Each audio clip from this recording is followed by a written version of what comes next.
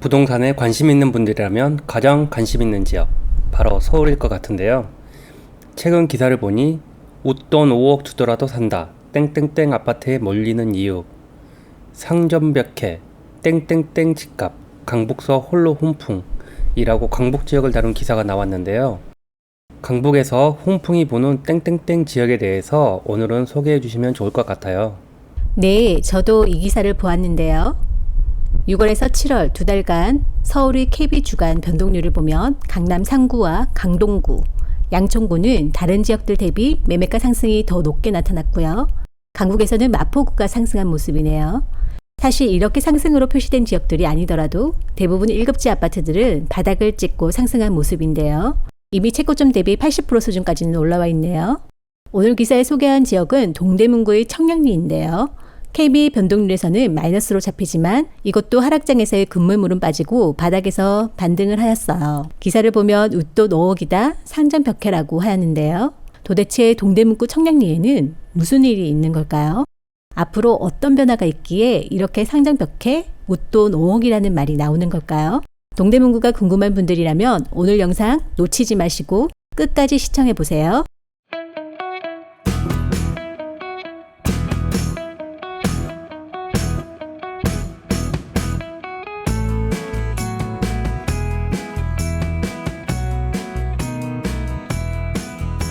청량리 하면 어떤 이미지가 떠오르나요? 저는 청량리 하면 우리나라 최대 규모의 집장촌이나 경동시장이나 청량리시장 같은 전통시장이 먼저 생각나는데요. 여기 청량리 지역은 업무나 주거지가 아닌 조금은 부쩍거리는 과거의 이미지가 생각나네요.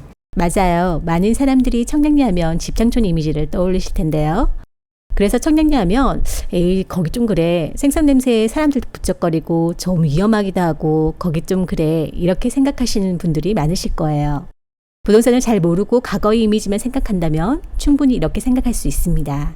하지만 조금 더 생각해보면 집장촌이나 큰 시장이 모여있는 곳들은 과거부터 사람들이 많이 모이는 지역이라는 공통점이 있죠. 이렇게 많은 사람들이 모여있는 곳들은 사람들이 많이 모일 수 있는 평평한 땅과 교통이 발달한 곳이라는 의미이기도 합니다.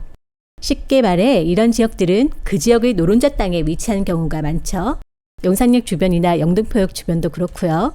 경기도로 가면 수원역 주변도 그렇습니다. 청량리역 같은 경우에도 지하철 1호선, 분당선, 경의중앙선과 경춘선, 그리고 ITX, KTX, 일반 열차 등 많은 노선들이 운행되고 있는데요. 미래에는 명복선과 강북횡단선, GTX B, C 두 개의 GTX 노선이 추가로 들어올 예정으로 열차까지 하면 모두 14개 노선이 들어오는 강북권의 최대 교통의 요충지로 확실한 자리매김을 할 곳입니다. 이렇게 교통이 크게 변화한다는 것은 그만큼 미래 먹거리가 증가한다는 의미인데요. 큰 그림에서 동대문구를 볼까요? 여기서 잠깐 VR겠지 스터디 2기를 모집합니다. 부동산은 개인이 전 재산이 들어가는 중요한 자산입니다.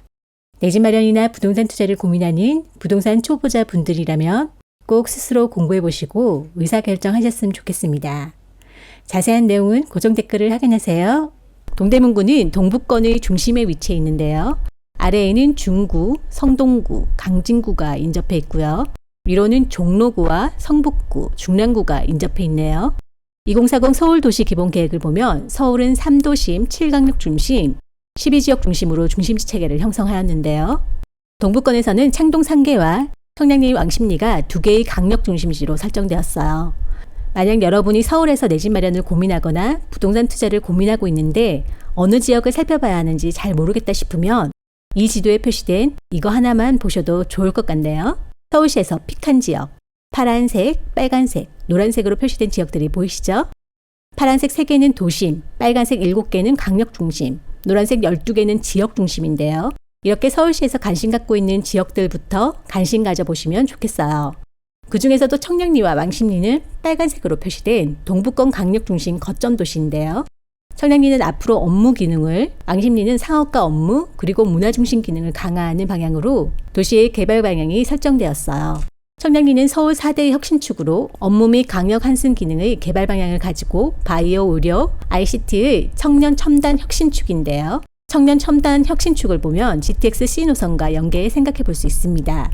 많은 분들이 이미 알고 있지만 GTX C 노선은 미래 강남의 핵심 일자리가 될 삼선역에서 왕십리, 청량리, 강운대를 이어 창동까지 이어집니다. 이 역이 생기는 강북권 역들은 모두 일자리가 조성되는 지역들인데요. 사실 왕십리가 있는 성동구를 제외하면 청량리가 있는 동대문구나 노원구, 도봉구 모두 일자리 비율이 약한 서울의 전형적인 배드타운 지역입니다. 서울의 평균 일자리 비율은 1.54로 1 이상이면 해당 지역에 거주하는 사람들보다 일자리가 더 많다고 생각해 볼 수 있는데요. 강남구는 4.58로 일자리 비율이 굉장히 높죠. 종로구, 중구도 일자리 비율이 높고요. 여의도가 있는 영등포구 또한 일자리 비율이 높네요.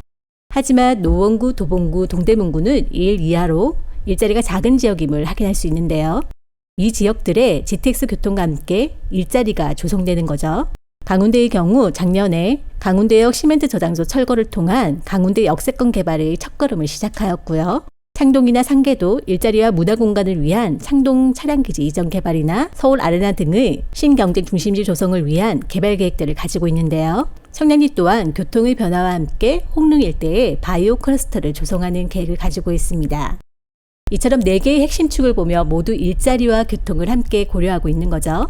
결국 일자리와 교통은 사람들을 더 모이게 하고 더 모여진 사람들로 인해 수요의 증가를 가져오고 수요의 증가는 곧 부동산 가격으로 반영되는데요. 그래서 이런 지역들은 내 집 마련을 고민하거나 부동산 투자를 고민한다면 관심 가지고 살펴보아야 한다고 말씀드렸어요. 청량리 3대 대장의 모습은 청량리에서 가장 변화가 힘든 588 지역을 새롭게 변화시켰으며 동대문구 변화의 시작을 알리는 시작점과도 같은데요. 동대문구는 일자리와 교통뿐만 아니라 주거지의 변화도 천지개벽, 산정벽계 수준입니다. 주거지 변화가 많은 청량리라면 재개발이나 재건축도 많이 있을 것 같은데요. 현재 청량리의 재개발이나 재건축 사업의 진행 사항이 궁금한데 자세히 알려주세요. 네, 같이 볼까요? 청량리에 대해 하나하나 알려드릴 테니 집중하시고 잘 따라오세요.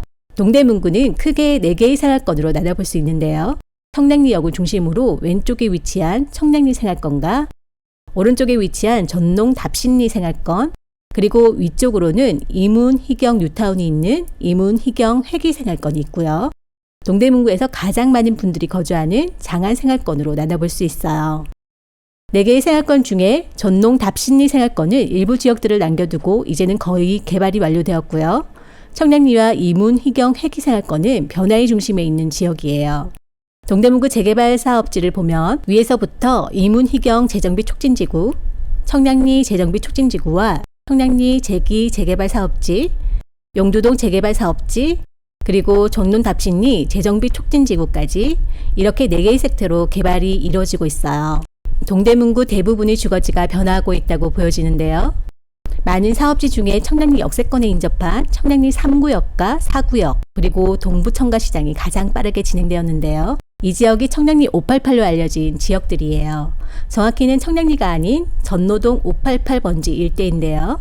청량리 4구역은 청량리 왼편으로 롯데캐슬 스카이 L65라는 이름으로 재개발되었고요. 1425세대의 강북에서 가장 높은 65층으로 단지 이름에서 L65를 붙였네요. 청량리 3구역은 해링턴 플레이스로 220세대가 올해 1월에 입주하였고요. 해링턴 플레이스 왼편으로는 동부청가시장이 재개발되어 한양수자인 그라시엘이라는 이름으로 재개발되었네요. 이렇게 3대장의 주상복합과 함께 청량리역과 북측으로는 청량리 재개발 사업지와 재기동 사업지가 있는데요. 청량리역과 가까운 곳부터 볼까요? 청량리역에서 위로 올라가면 재기 4구역을 만날 수 있는데요.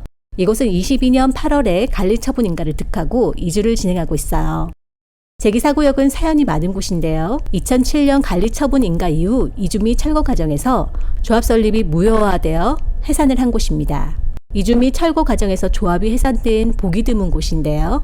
조합 설립 당시 동의율 선정에 문제가 있었고 이로 인해 조합장 해임과 비대위 소송으로 2013년 조합 설립 무효 판결로 해산되었다고 합니다. 재개발 사업이 진행되다가 해산되는 경우도 있다던데 정말 이렇게도 해산되는군요.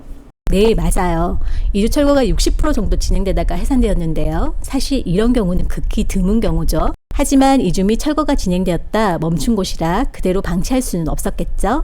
서울시에서는 2017년 재기 4구역을 특별건축구역으로 지정하여 용적률을 높여 사업성을 좋게 하는데요. 기존의 611세대에서 907세대로 세대수 증가와 함께 15층에서 25층까지 층수도 조정된 곳입니다. 이제 힐스테이트 브랜드로 분양을 앞두고 있는데요. 과거의 사연은 모두 잊고 성공적인 분양을 할 수 있기를 기대해 봅니다. 제기 4구역 오른쪽으로는 청량리 8구역이 보이는데요. 2018년 조합 설립 인가를 득하고 롯데캐슬의 시공사로 선정되었네요. 8구역 위쪽으로는 얼마 전에 분양한 청량리 7구역 롯데캐슬 하이루첸이 보이는데요. 청량리 역과는 다소 거리감이 있지만 5구 타입이 230대 1이라는 흥행 성적을 거두었어요. 청량리 7구역 왼쪽으로는 사업지 규모가 큰 청량리 6구역이 있네요. 1493세대의 GS건설 공동사업 시행 방식인데요. 2019년에 조합 설립 인가 후 현재는 사업 시행 인가를 준비 중입니다. 청량역과는 다소 거리가 있지만 고려대역과는 도보 10분 거리에 있고요. 25년 동부선이 개통되면 6호선과 동부선 2개의 노선을 이용할 수 있는 환승역이 되겠네요. 청량리 6구역 왼편으로는 423세대의 규모는 좀 작지만 고려대역과 가까운 제기 6구역이 있고요. 2020년 사업 시행 인가를 득하였고 올해 관리 처분 인가를 기대하고 있는 곳입니다. 부동산에 관심 있는 분들은 청량리 미주 아파트라고 한 번쯤 들어보셨을 텐데요. 청량리 대장주의 재건축 아파트입니다. 1978년에 1089세대로 준공된 곳으로 재건축 정비구역으로 지정된 곳입니다. 이곳은 청량리 입지깡패 지역으로 향후 동대문구의 대장 랜드마크가 되겠죠. 청량리 생활권의 주거는 3대장을 제외하고는 아직은 변화의 시작이 있는데요. 청량리에 거주한다면 서울의 다른 업무 지역까지 소요시간도 알아볼까요? 청량리역에서 강화문까지는 25분이 소요되네요. 경의중화선과 5호선을 이용하여 25분이면 출퇴근 접근성이 양호한 편이네요. 강남역까지는 약 26분이 소요되는데요. 수인 분당선의 경우 대부분 안신리역에서 종착 및 운행 개시하기 때문에 배차 편성이 적다는 점도 참고하세요. 청량리에서 여의도까지는 40여 분이 소요되고요. 경기도 분당의 판교역까지는 41분이 소요되네요. 신분당선이 신사역까지 연장되면서 강북에서도 판교까지 접근성이 많이 좋아진 모습이네요. 오늘은 동부권 변화의 중심에 있는 동대문구, 그중에서 청량리에 대해 소개해드렸는데요. 내 집 마련이나 투자를 고민한다면 다른 건 몰라도 오늘 소개해드린 이 그림은 꼭 기억해보시면 좋겠네요. 다음에는 더 재밌고 도움되는 영상으로 다시 올게요. 여러분의 부인 알깃짓을 응원합니다. 감사합니다.